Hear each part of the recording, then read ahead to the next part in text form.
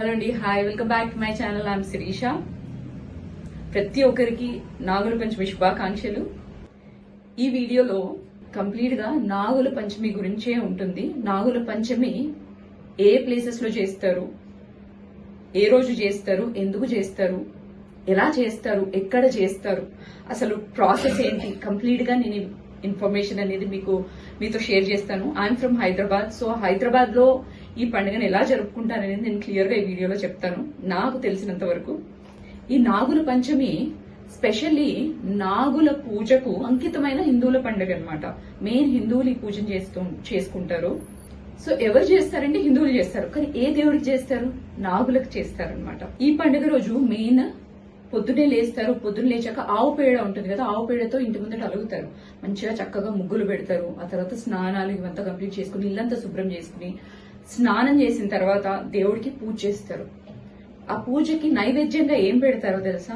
ఇక్కడ ఏంటంటే పెసరపప్పు ఉంటుంది కదా, పెసరపప్పుని నానబెట్టి బెల్లం వేసి దేవుడికి నైవేద్యంగా పెడతారు. ఇంకొక నైవేద్యం ఏం తయారు చేస్తారంటే, ఏవైతే నువ్వులు ఉంటాయి కదా, నువ్వులు బెల్లం కలిపిన లడ్డూలు తయారు చేసి దేవుడికి నైవేద్యంగా పెడతారు. అండ్ ఇంట్లో టెంకాయ కొట్టాలనుకున్న వాళ్ళు కొడతారు. ఆ తర్వాత గుడికి వెళ్తారనమాట. ఇంట్లో పూజ కంప్లీట్ చేసుకుని గుడికి వెళ్తారు. ఏ గుడికి వెళ్తారంటే, పుట్ట ఉంటుంది కదా, నాగ పుట్ట దగ్గరికి వెళ్లి అక్కడ పూజ చేసుకుంటారు. ఇలా ఇంట్లో పూజ చేసేసిన తర్వాత చక్కగా తయారయ్యి గుడికి వెళ్తారు. ఇంటికి దగ్గరలో ఉన్న పుట్ట దగ్గరికి వెళ్లి అక్కడ పూజ చేస్తారనమాట. ఒకవేళ ఇంటికి దగ్గరలో పుట్టలు లేనప్పుడు వాళ్ళు ఏంటంటే శివాలయం దగ్గరికి వెళ్లి శివాలయంలో ఉన్న నాగ ప్రతిమలకు పూజ చేసుకుంటారనమాట.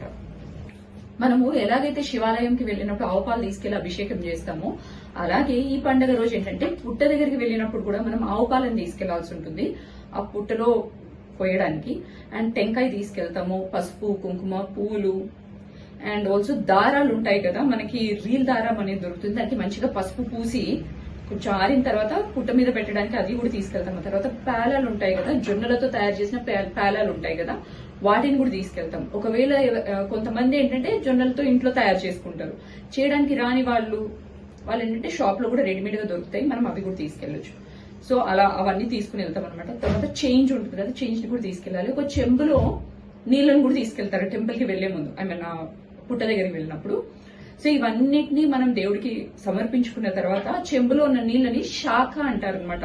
ఇక్కడ ఐఎమ్ ఫ్రమ్ హైదరాబాద్, సో ఇక్కడ తెలంగాణ వైపు ఏంటంటే శాఖ అంటారు. సో ఆ అమ్మవారి అంటే ఆ దేవుడి గుడి ముందు ఇలా పోస్తారనమాట వాటర్ తోటి. సో అది కూడా చేస్తారు. ఆ తర్వాత లైక్ పేలాలు ఇవన్నీ సమర్పించిన తర్వాత కొన్ని పేలాలని ఇంటికి తీసుకెళ్తాం అనమాట. టెంకాయ అవన్నీ చూపించేసిన తర్వాత కొన్ని పేలాలని ఇంటికి తీసుకెళ్తాం. కొంతమంది పండ్లు లైక్ అరటి పళ్ళు ఇవన్నీ కూడా దేవుడికి సమర్పించుకుంటారు. అండ్ ఇంకా కొంతమంది ఏం చేస్తారంటే నూనెని కూడా అక్కడ ఉన్న గుడిలో అంటే దేవుడి దీపాలలో వేస్తూ ఉంటారు అనమాట. సో ఏవైతే దారాలు ఉన్నాయి కదా అవి పుట్ట మీద పెట్టి అవి ఇంటికి తీసుకొస్తారు. అండ్ ఇంటికి వచ్చేటప్పుడు ఏం చేస్తారంటే ఈ పేలాలు ఏవైతే ఉన్నాయో కొన్ని దేవుడి దగ్గర ఇచ్చిన తర్వాత కొన్ని తీసుకుని వస్తారు కదా, ఇవి మళ్ళీ వినాయక చవితి రోజు మీకు అందరికి తెలిసి ఉంటుంది అనుకుంటాను, సాయంత్రము చందమామను చూడకుండా లైక్ ఈ పుట్ట మీద పెట్టిన ఈ పేలాలని మళ్ళీ మనం తింటే ఏంటంటే మనకి ఎలాంటి దోషాలు తగలకుండా ఉంటాయన్న ఒక నమ్మకం. సో మళ్ళీ వినాయక చవితి వరకు ఈ పేలాలను అలాగే ఇంట్లో పెట్టుకుంటారు. సో ఇది మామూలుగా ప్రాసెస్ ఇక్కడ తెలంగాణ వైపు. సో ఇప్పుడు ఏంటంటే ఇంటికి వచ్చే దారిలో ఈ పేలాలు ఏవైతే ఉంటాయి కదా, మనం టెంపుల్ పుట్ట దగ్గర నుంచి ఇంటికి వెళ్తాం కదా, సో వెళ్తున్న దారిలో మనం పేలాలని ఒక్కొక్కటి ఇట్లా వేస్తూ వెళ్తాం అనమాట. కొంతమంది వాళ్ళ సాంప్రదాయాన్ని బట్టి. తర్వాత ఇంటికి వెళ్ళిన తర్వాత అండ్ చెప్పడం మర్చిపోయాను, పుట్టమన్నను కూడా ఇంటికి తీసుకెళ్తారు. సో ఇంటికి వెళ్ళిన తర్వాత గడపని కడిగిన తర్వాత గడపకి మంచిగా పూజ చేసి గుమ్మం ఉంటుంది కదా, గుమ్మంకి పక్కన నాగపడగలని దించుతారు. దించి మంచిగా బొట్టు అలంతా పెట్టేసిన తర్వాత లోపలికి వెళ్తారు. అప్పటి వరకు లోపలికి వెళ్ళరు. గడపకు పూజ చేసి నాగ ప్రతిమలను దించి మన ఇంటి గుమ్మంకి బయట ఇట్లా బయట గోడకి. ఇంకా కొంతమంది ఏం చేస్తారంటే ఆడపిల్లలు ఎవరైతే చిన్న చిన్న పిల్లలు ఉంటారు కదా, వాళ్ళ కూతుర్లు అలాంటి వాళ్ళని గడప మీద కూర్చోబెట్టి వాళ్ళని దేవతల్లాగా పూజిస్తారు అనమాట. వాళ్ళకి కాళ్ళకి పసుపు పెట్టడము, లేకపోతే ఏదైనా గిఫ్ట్ కాళ్ళకి పసుపు పెడతారు.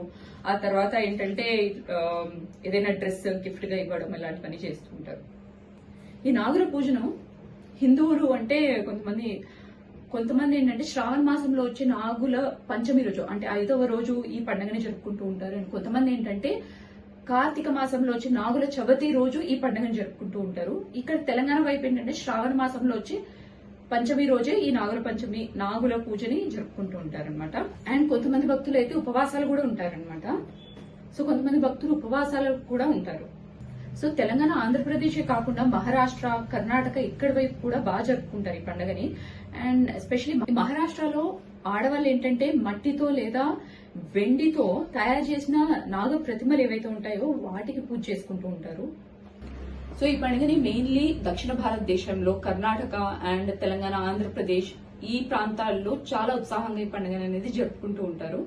సో ఇవాళే ఈ నాగపంచమి, తెలంగాణలో ఇవాళే ఈ పండుగ చేసుకున్నాం మేమంతా.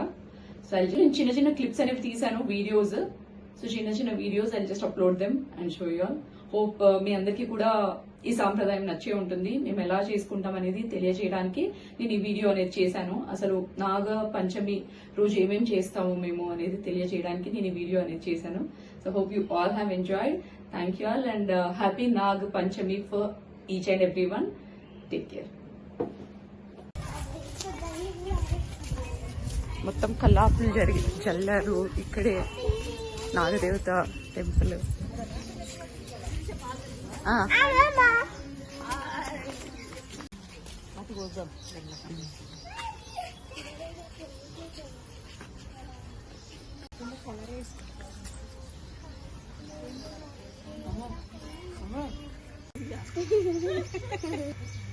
బాబియా